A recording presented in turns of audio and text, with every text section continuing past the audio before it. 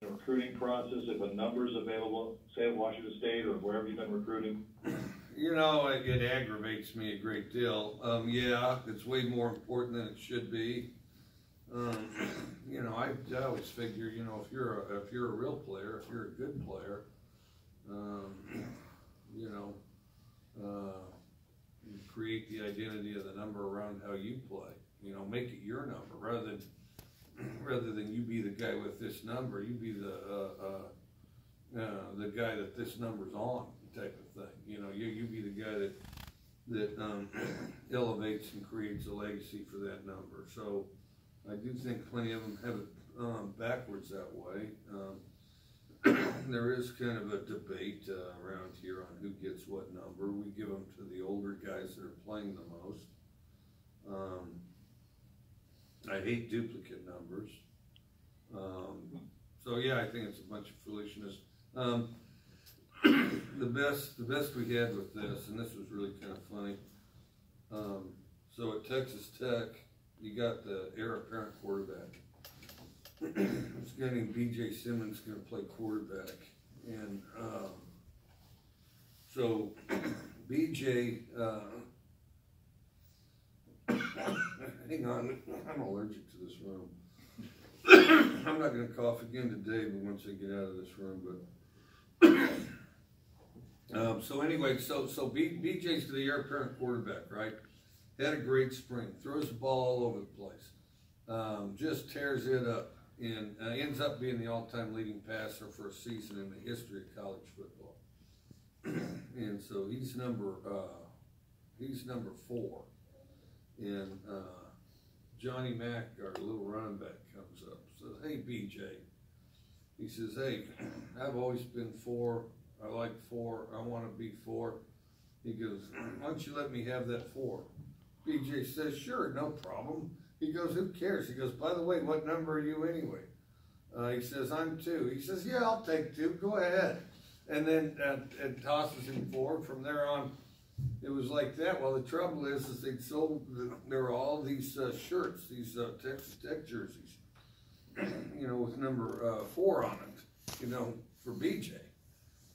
And 444, trying to sell a bunch of 4s. Well, as it turns out, because BJ's about as sentimental about numbers as I am, there's a whole bunch of people at Texas Tech that watched the all-time leading passer for a season in the history of college football play, and they're all sporting a Johnny Mack jersey. So there's a lot of Johnny Mack fans out here that ended up in Johnny Mack jerseys. So that's kind of what I think about. I think about the same as BJ does about it.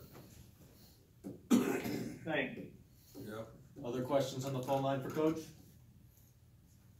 Hey Coach, Jessamine here. I was just wondering what you're seeing in Aesop Winston as he's emerged as a target for Gardner over the past 2 weeks.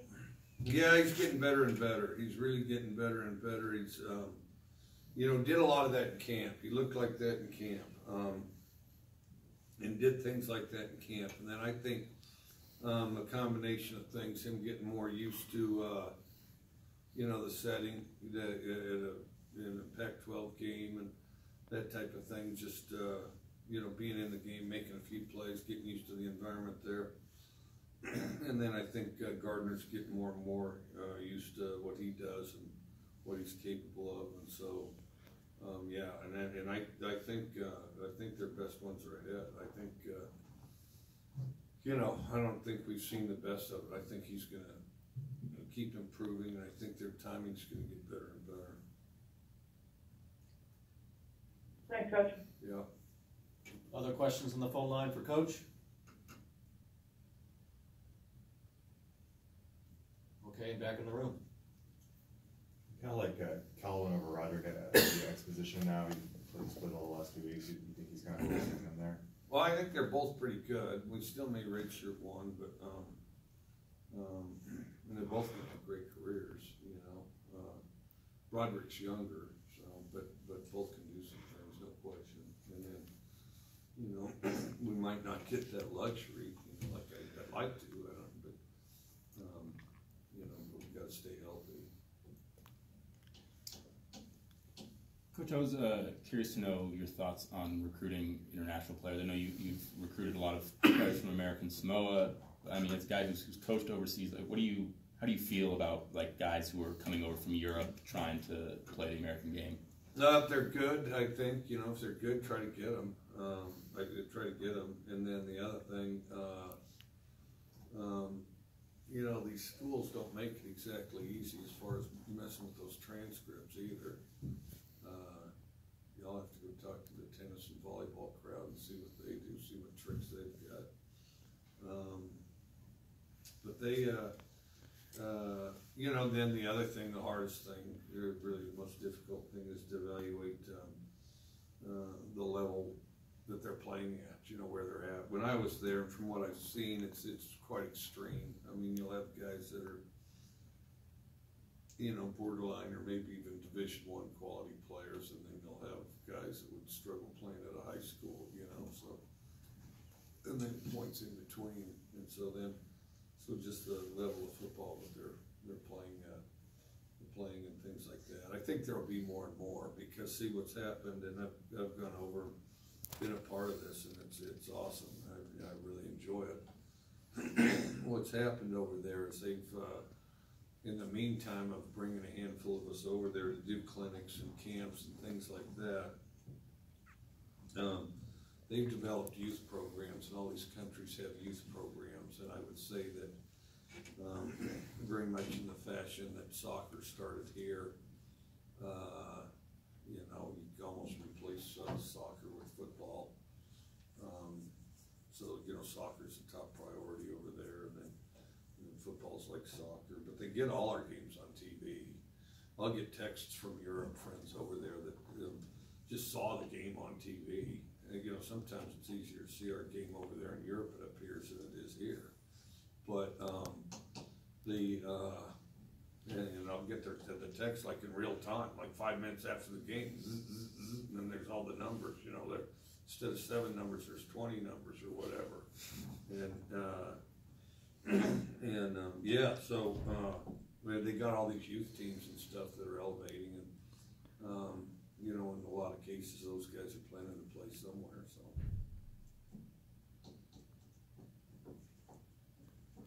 Other questions for Coach?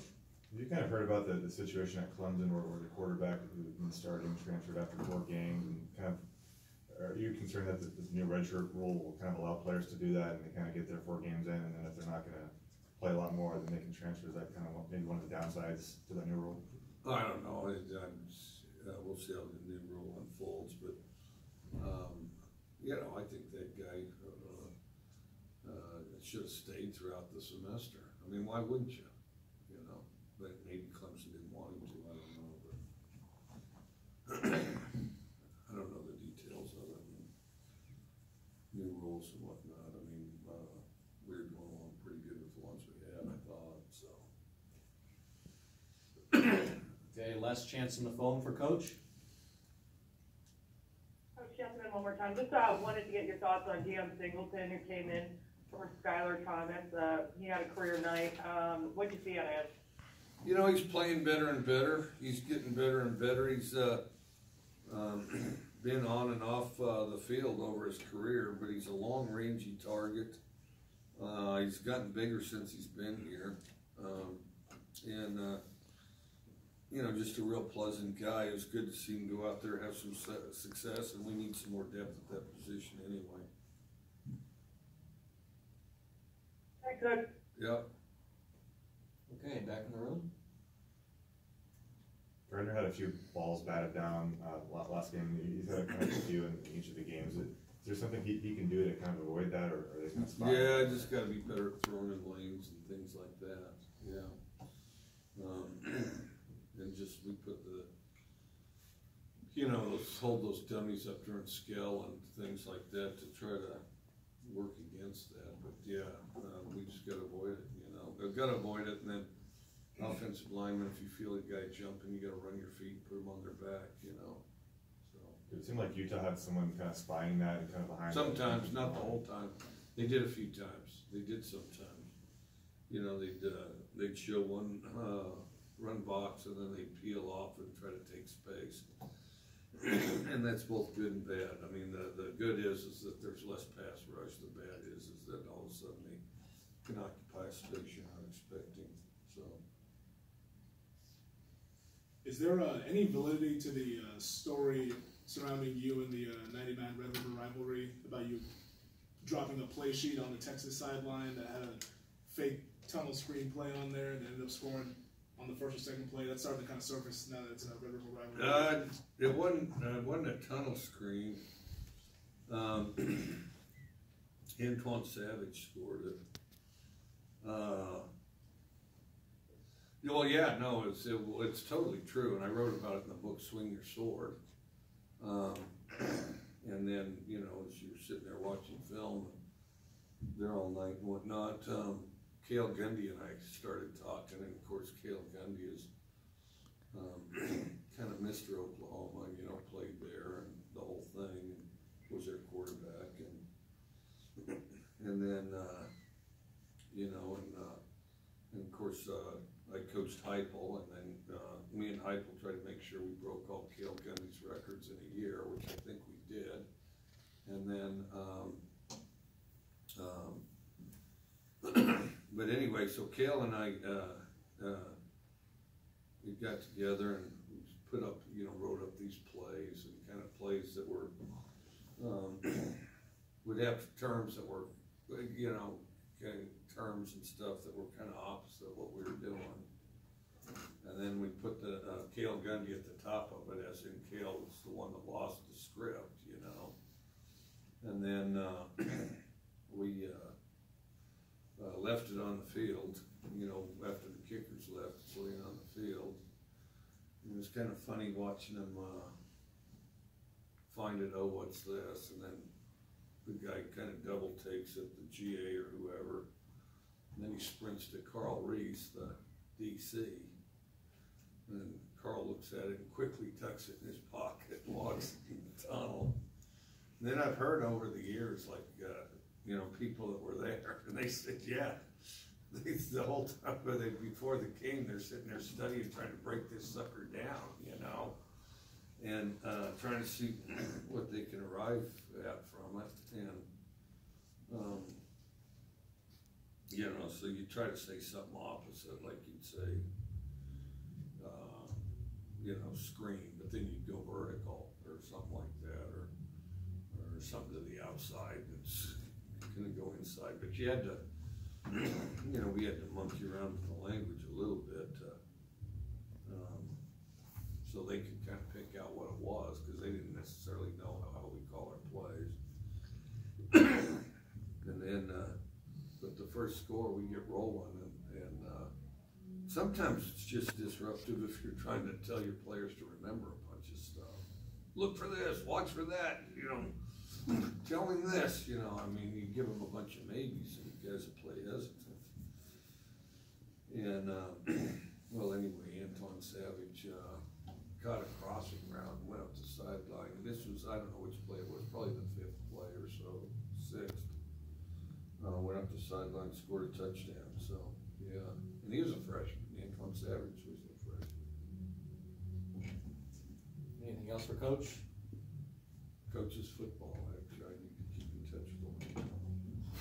Also, real quick, I was wondering if you got a chance to see one of your former players, Cliff Kingsbury's outfit before his game on Saturday, and how he was dressed. I didn't see it. He's got some shock value taste in his clothes. What did he wear? Yeah, I have a photo on my phone. I can show it to you. But yeah, he definitely dressed pretty dapper there. Yeah. See if this is anything that you would want to try on, maybe. Wow, he didn't learn a thing while working with me, did he? How about that? Well, if you got it, flaunt it, I guess, huh?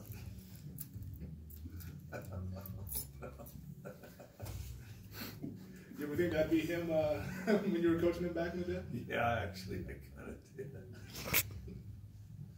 Oh, shoot, I'd love to be, I'd love to be there, because I could amuse myself for 2 days picking this one apart. No, he's always been a sharp dresser. The best is you'd go see him golf. He'd go golfing, And I don't think he likes golf very much. That's one thing I think we kind of agreed on. We hated golf. I know, hopefully he hasn't taken up the game, but he didn't care for it much then. But once in a while they talked him into going golfing, and then, you know, golfers wear those shock value clothes, and he'd take it to a whole different level, you know, and kind of a combination of style, you know, daring style, panache, disgusting. You know, he can stir it all in and bring it up. Here he goes, and so he's always had that. He always had, you know, and even if he dressed down, there would always be a little something to it, like you know, ragged Levi jeans or something. Oh, but then there's this, or a shirt like this, or a belt like that, you know, and then there was some good dialogue in that quarterback room too. Cliff and BJ going back and forth on what they thought of each other's tastes in clothes, music, dates, you know, all the rest, you know. So it was well worth listening to. And then in between, you try to teach them, you know, where to put their eyes on various plays and things. So, yeah, but I wish him the best of luck. Anything else for Coach? What'd you think of Minshew emulating Ryan Fitzpatrick at the press conference last week with the sunglasses? Ryan, who's Ryan Fitzpatrick? The Quarterback. Quarterback? With the Oh yeah. Oh yeah, the Harvard guy. yes, that guy. Okay, yeah, and well, I didn't know he was, but I mean, you better sharpen that one up so that I can recognize it. You know, I mean, yeah, if you're going to imitate a fella, you better. Most people better know that's who it is. Maybe they did, and I need to get out more. But yeah. He was just wearing aviators, so it wasn't anything that was. Got the aviators. I think the aviators are coming back a little bit, and then the aviators are coming back a little bit. You know, so I got a big nose, so I wear bigger lenses. You know, so they'll sit straight. Yeah. Okay. Fan question, Femi? All right, today's fan question of the week is, speaking of Minshew, where do you rank his mustache among the history of mustaches? I actually think it's a little overblown. So many guys are beard guys now that I think then he backs it off to the mustache that it's gotten a little attention. The best I heard somebody said, maybe somebody in here said, Butch ought to put on a mustache. So they can do that. No, I don't know. And the funny thing was, it wasn't really that daring or nothing like that. The poor guy just came in with the mustache, and all of a sudden the mustache took off, you know. So, but good for him. But pretty soon there will be little kids this Halloween drawing mustaches on their face, you know. And heck, after Halloween, that won't come. It probably won't come off till the middle of the week. So, there may be a kid or two that dress up like him, but mustache would be required. You know. You got anybody with a particularly bad mustache? Oh yeah. Well, You gotta call him out. present company, not. Well, mine was very bad, and I only had it for like 4 months. I thought it was awful. You know, well, my wife thought it was awful. I thought it was a good idea, experiment. It was going to lumps and dubs, like, you know. And it was about 4 months, and I just got tired of feeling it, tired of it being there. All of a sudden, you're going along and take a bite of something, and then there's a mustache that's got food in it. Yeah, I don't know. I'm not a mustache guy, but yeah, mine was pretty bad, and it didn't last long.